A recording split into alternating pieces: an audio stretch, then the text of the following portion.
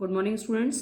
देखिए, मैं आपको रासायनिक बलगति की पढ़ा रही हूँ, जिसमें मैंने आपको दर पढ़ा दिया है और प्रकार पढ़ा दिए हैं, ताक्षणिक वेग पढ़ा दिया है, वेग नियम या दर व्यंजक पढ़ा दिया है। आज हम आपको विशिष्ट अभिक्रिया वेग या वेग स्थिरांक समझा रहे हैं, यानी स्पेसिफिक रिएक्शन रेट और रेट कांस्टेंट। तो देखिए, एक अभिक्रिया, ये देखिए हम आपको पढ़ा रहे हैं उपरोक्त समीकरण में, यदि जो हमने कल आपको पढ़ाई थी, जो हमने ये समीकरण पढ़ाई थी N1A प्लस N2B, जिसमें ये उत्पाद में चेंज हो गया, तो ये आपका ये आ रहा था, जिसमें हमने आपको बताया था कि किस तरह से डिपेंड करता है अभिक्रिया की वेग कोफिशिएंट पे, कैसे डिपेंड करती है अभिकारकों के, ये हमने आपको कल समझाया था। तो अब विशिष्ट अभिक्रिया वेग, यानी कल जो हमने के जो आपको बताया था विशिष्ट अभिक्रिया वेग, इसके बारे में अब हम पढ़ रहे हैं। तो हमने कहा, मान लीजिए ये जो ये हैं, हमने ताप क्या रखा, स्थिर रखा, और ए और बी जो है वो एक है, इनकी सांद्रता क्या, एक, समझिएगा, एक है सांद्रता किसकी, ए और बी की, किसमें, इस वाले रिएक्शन में। देखिए, ये जो रिएक्शंस है जिसमें हम इसको कोफिशिएंट दे रहे हैं, यानी एक ये मान लीजिए, एक ये मान लीजिए, तो आपका क्या हो जाएगा, जो आपका dx/dt है वो किसके बराबर हो जाएगा, के, यानी विशिष्ट अभिक्रिया वेग के बराबर हो जाएगा। तो जिसको हम डेफिनेशन, आपने पढ़ा होगा फिजिक्स में भी ऐसे ही डेफिनेशन देते हैं हम लोग, सबको एक मान लेते हैं, फिर उसके बाद जो डेफिनेशन बनती है वो है, जैसे यहाँ पे डेफिनेशन बन जाएगी, स्थिर ताप पर, समझिएगा ध्यान से, स्थिर ताप पर विशिष्ट अभिक्रिया वेग या वेग स्थिरांक रेट कांस्टेंट अभिक्रिया के उस वेग के बराबर होता है जबकि अभिकारक की सांद्रता इकाई होती है, यानी 1 मोल प्रति लीटर होती है। तो ये हमारा तरीका होता है किसी डेफिनेशन को बनाने का, ये डेफिनेशन निकालने का तरीका होता है। अब हम बात कर रहे हैं वेग स्थिरांक के मात्रकों की, यानी क्या है, यूनिट्स ऑफ रेट कांस्टेंट। तो ये निकालने का तरीका आप लोगों को सभी को आना चाहिए। तो ये सिंपल सी बात है, हम दर किसी का निकाल रहे हैं तो सांद्रता में परिवर्तन बटे टाइम निकालते हैं। तो ये क्या हो गया, सांद्रता बटे समय, यानी मोल प्रति लीटर बटे सेकंड, या मोल प्रति लीटर बटे सेकंड, या मोल प्रति लीटर बटे मिनट, जो भी है। अब हम आपको एक रिएक्शन दिखा रहे हैं। देखिए, ये रिएक्शन है जो अभी पीछे हम लोगों ने देखी थी। ये देखिए N1A प्लस N2B जो कि उत्पाद में बदल रही है। तो इसका आपका दर निकालना, कैसे दर निकालेंगे, तो ये तो अभी हमने इससे दर हुआ, ये देखिए आ रहा है dx वेग है, dx/dt के a की पावर क्या चढ़ रही है, इसमें थोड़ा हेजी हो रहा है, अब देखिए क्लियर आ रहा है, के सांद्रता है, ये इस पे आ रहा है N1, और B की सांद्रता मतलब पावर N2। तो ये आपकी सांद्रताओं की पावर होगी। तो सांद्रता की पावर के हिसाब से आप समझ लीजिए ना, जैसे इसकी सांद्रता की पावर है उसी हिसाब से मोलरता में पावर चढ़ जाएगी और पर लीटर में इन्वर्स में पावर चढ़ जाएगी। तो ये के क्या हुआ, देखिए के क्या आ रहा है, के में जो पावर चढ़ रही है मोल, देखिए बात को समझिएगा, के जब है तो ये आपकी चढ़ गई, ये नीचे चला गया, ये आपका ये नीचे चला जाएगा ना इसमें, ये जब देखेंगे ये के निकालेंगे तो ये क्या आ जाएगा, नीचे, ठीक है। तो देखिए आपका के क्या है, मोल के लिए जो power चढ़ेगी 1 minus N1 plus N2, समझिएगा बात को, 1 माइनस N1 प्लस N2, यानी कि आपका एक में से जो भी आपका ये N1 प्लस N2 यहाँ जो आ रहा है, ये N1 प्लस N2 है, इसको ऐड कर लेंगे, पावरों को ऐड कर लेंगे और 1 में से उसे माइनस कर देंगे, यानी ये इन्वर्स में चला गया। और लीटर क्या होगा, लीटर में देखिए आपका क्या है, N1 प्लस N2 माइनस 1, ठीक है, N1 प्लस N2 माइनस 1। तो यानी ये क्या हो गया, पॉजिटिव में चला गया, और ये सेकंड तो हमेशा माइनस में रहता ही है। तो ये के लिए किसकी है, के की निकाल रहे हैं, जो के की निकाल रहे हैं वैल्यू, तो ये इस तरह से आपकी क्या निकलेगा, इसका मात्रक निकलेगा।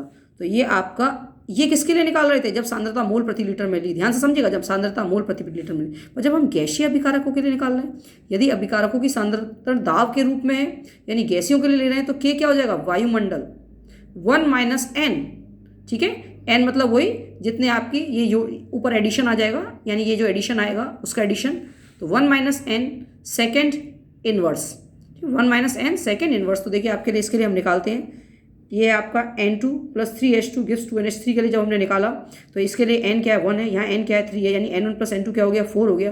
तो K क्या हो गया, मोल 1 माइनस N, यानी कि 1 माइनस 4, यानी आपका आया माइनस 3, और L क्या हुआ, लीटर, यानी कि 4 माइनस 1, यानी कि 3 पॉजिटिव में और सेकेंड इनवर्स। तो ये आपका तरीका है K का निकालने का, क्या, मात्रक। अब वेग स्थिरांक के लक्षण क्या होते हैं वो समझ लीजिए, यानी कैरेक्टरिस्टिक और रेट कांस्टेंट।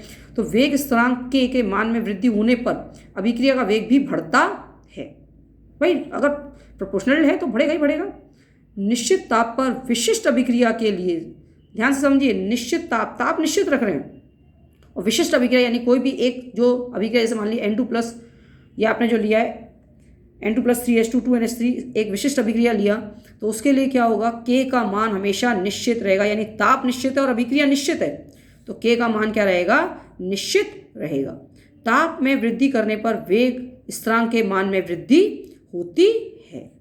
फिर आपका वेग स्थिरांकों के मात्रक अभिक्रिया की कोटि पर निर्भर करता है। अभी हमने देखा N1 N2 क्या है, कोटि है, ठीक है, कोटि पर निर्भर करता है। कोटि अभी हम आपको पढ़ाएंगे।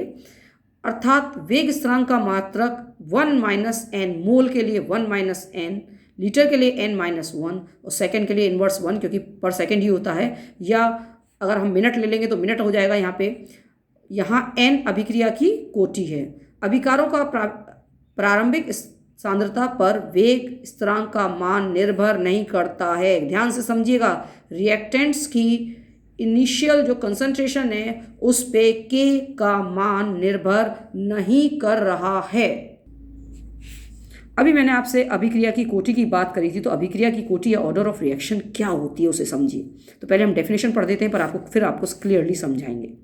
अभिक्रिया की कोटि अभिकारक अणु, परमाणुओं अथवा आयनों की उस संख्या, समझिएगा, अभिकारकों के अणुओं, परमाणु या आयनों की उस संख्या से के बराबर होती है जिसकी सांद्रता पर अभिक्रिया का वेग निर्भर करता है। यानी वो सांद्रता जो अभिक्रिया के वेग को निर्धारित कर रही है उस पर अभिक्रिया की कोटि डिपेंड करती है। अभिकारकों की सांद्रता की घातों के योग, यानी वेग नियम के में हमने अभी देखा था, वेग नियम में कि वेग नियम में निहित सभी अभिकारकों की सांद्रताओं की घातों के योग को अभिक्रिया की कुल कोटि कहा जाता है। तो आप देखिए यहाँ पे हमने लिखा है N1A plus MB, Na plus MB दिया उत्पाद। और जबकि आप अभिक्रिया की वेग में लिख रहे हैं A की पावर x और B की power y। N1 M1, N और M क्यों नहीं लिखा? N और M इसलिए नहीं लिखा कि हो सकता है ये N 3 हो, पर ये 3 नहीं, यहाँ पे 2 ही उसके अणु जो हैं वो आपकी दर को प्रभावित कर रहे हों। यहाँ M कुछ भी हो सकता है और उससे कम आपका प्रभावित कर रहा हो, इसलिए हम लोगों ने X और Y रखा है। बात को आप समझ रहे होंगे।